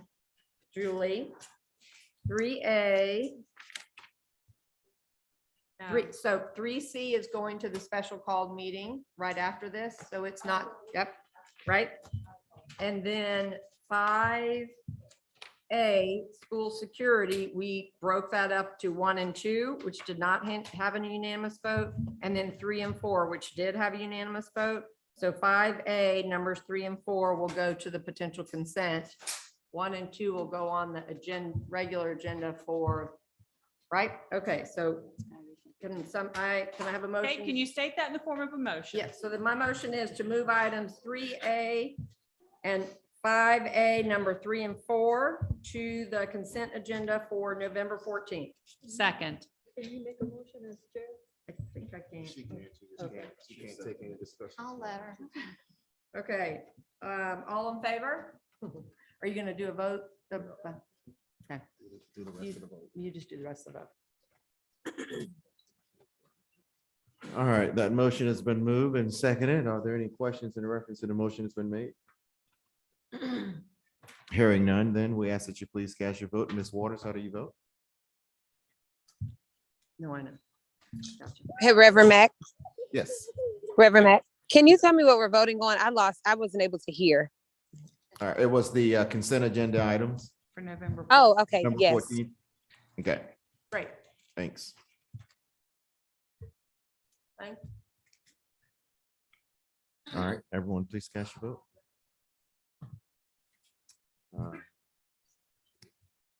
You need me? You need me to vote? Oh, okay, well, He was moving on to the. I was special already in call the next meeting, yeah, I was already gone. I Yeah, I checked got out. another item.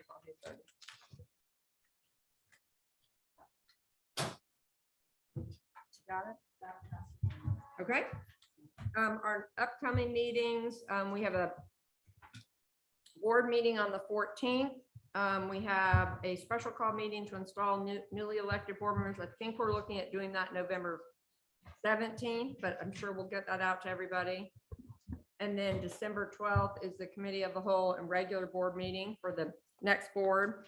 And since this is my last meeting as committee of the whole chair, I just wanted to thank all the staff who support us so well and have supported all of us. For me, it's been for 8 years. So thank you very much. A huge thank you to Julie and Trudy, who are fantastic.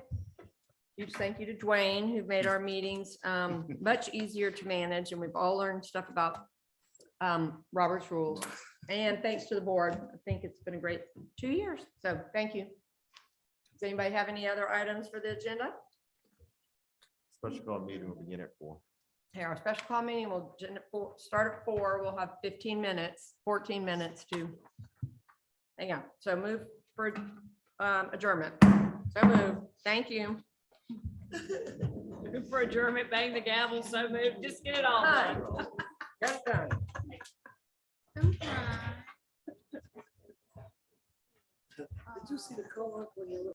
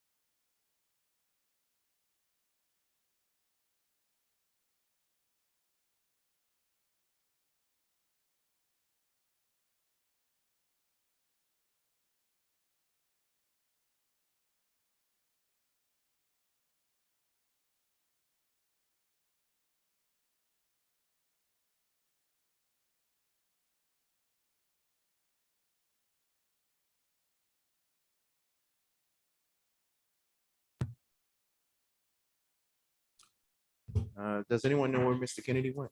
Reverend Mac, she needs you for a moment. Okay.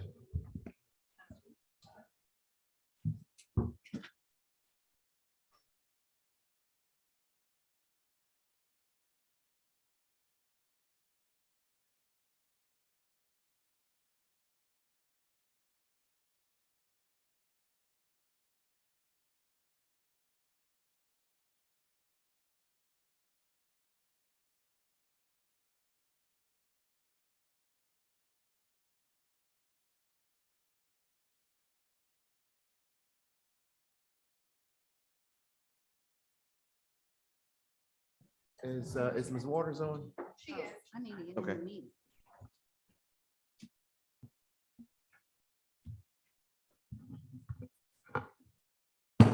Okay, we will now call the November 7th, 2022 Board of Trustees Special Call Meeting to order. Entertain a motion for adoption of the agenda. So moved. Second. Moved by Ms. Green, second by Ms. Coates and Ms. Darby. Are there any questions? There is no questions. However, there is a special recognition I would like to add to the agenda, if that's it's okay. All right. All right, hearing none, we ask that you please cast your vote. Aye. Thank you, Ms. Waters.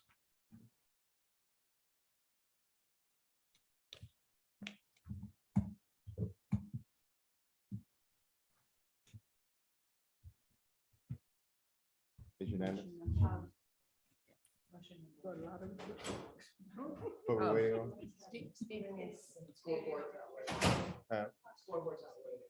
Okay, all right, we'll do voice vote. Just if you allow me attention, Ms. Dr. Frazier, how do you vote? Yes.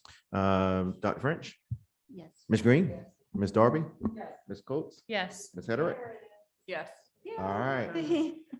Okay, we're not going to allow board docs to slow us down today. However, I will quickly move to voice votes. So, I want to take this opportunity to recognize and, okay, all right. I want to take this opportunity to recognize and congratulate Dr. French on her successful completion of the 2022 Council of the Great City Schools Board Officers Cohort.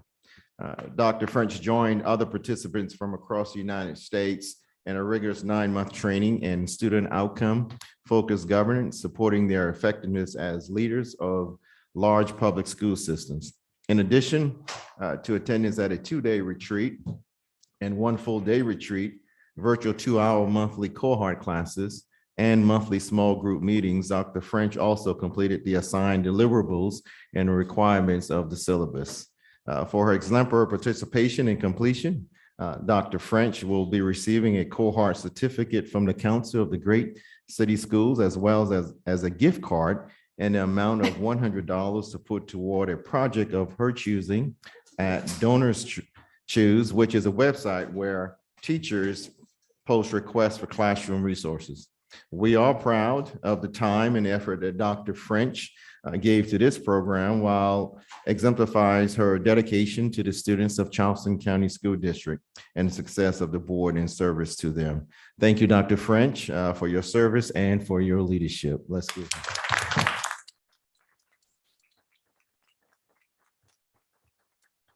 Thank you so much.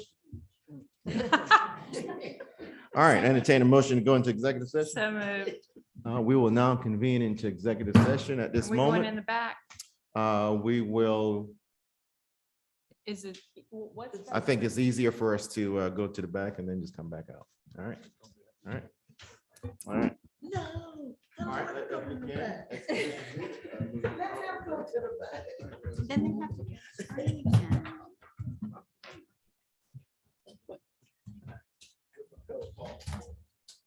I don't know if I even. Excuse me.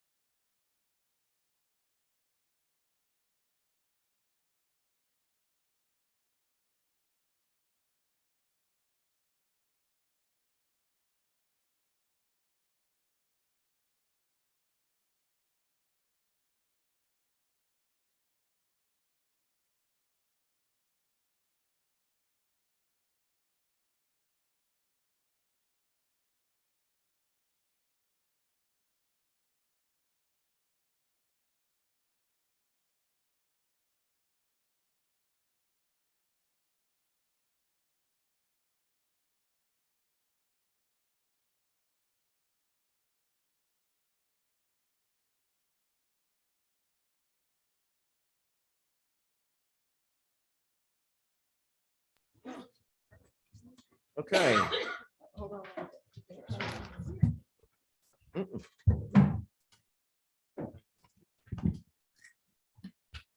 All right, item 5A. I've got a motion. Okay, I move that we overturn the constituent board's decision and return the student to their school. Second. moved by Ms. Darby, second by Ms. Hederick. Are there any questions? Hearing none. Ms. Waters, how do you vote? I vote yes. Thank you.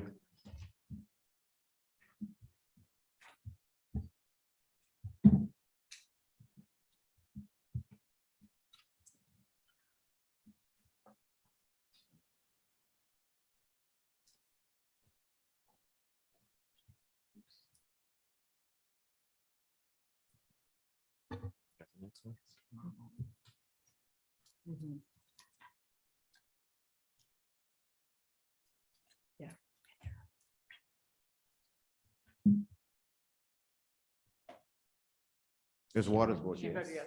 Thank you.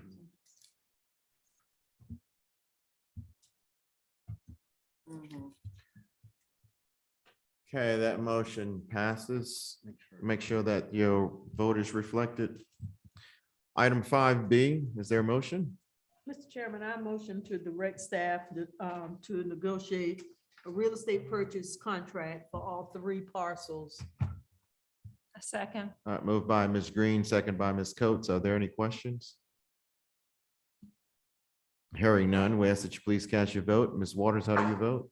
Yes. Thank you.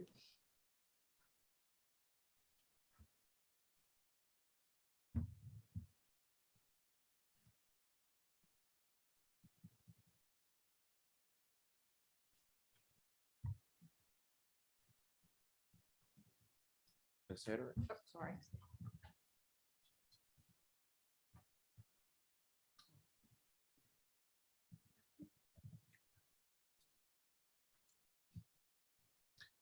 That motion passes. Please make sure that your vote is reflected accordingly. Item 5C is out of county request. I move to enroll the student who was released from Colleton County into Jane Edwards Elementary.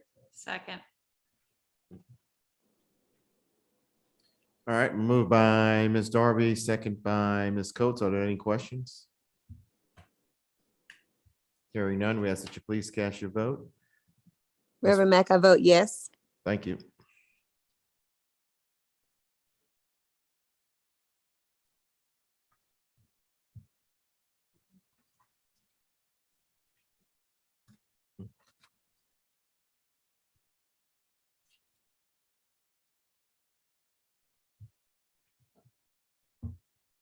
Ms. Green?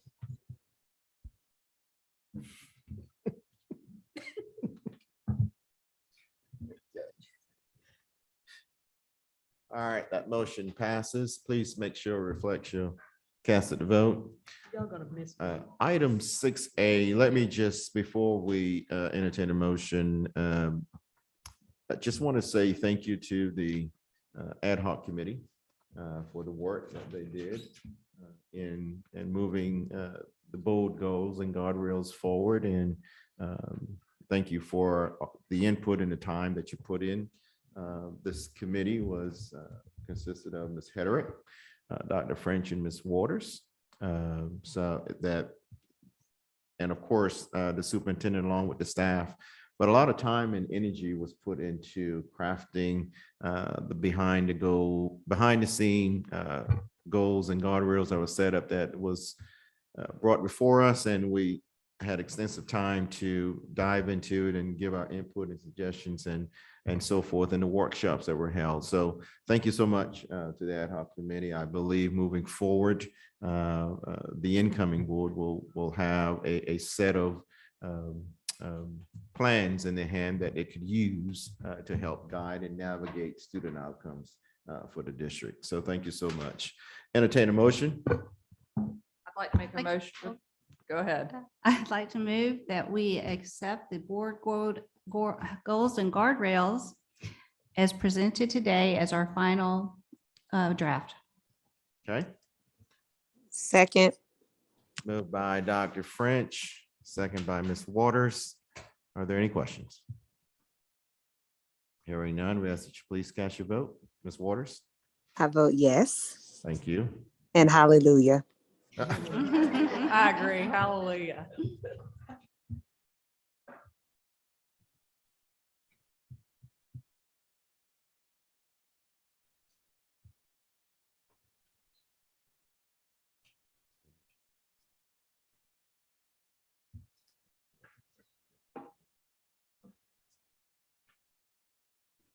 Okay, that item passes. Make sure it reflects your vote. Just want to remind board members, there are a number of board members that were either issued a cell phone, laptop, printer, any electronic items, so forth. Please make sure to turn those items in by the next board meeting, which is the 14th, so that you could be signed off and checked out with those items that has been issued to you. Thankfully, it's not the boxes. Huh? The boxes disappear. Uh-oh. Have the products. The box. Stuff stay down. Yeah. Disappear. Yeah, so just make sure you have those. And so remember, next board meeting will be on the 14th. Entertain a motion for adjournment. So moved. This meeting's now